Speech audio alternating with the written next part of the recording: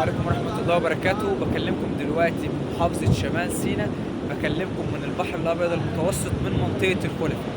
دلوقتي طبعا أنا هو من على البحر وبكلمكم من بحر الخلفاء. يعني أتمنى إن المنظر يعجبكم. ده طبعا هو كله بحر الأبيض المتوسط. مثلا لو البحر الأبيض المتوسط في منطقة هناك اسمها الريسة، يبقى كده هو إيه، إحنا بنقول عليه مثلا إيه، الريسة. مثلا إحنا هنا عند الخلفاء بنقول الخلفاء. في مثلا مكان تاني اسمه غرناطة، في مثلا مكان تالت اسمه المساعيد. اتمنى كده المنظر يعجبكم. طبعا يعني اهم حاجه هتعملوها انكم تصلوا على النبي.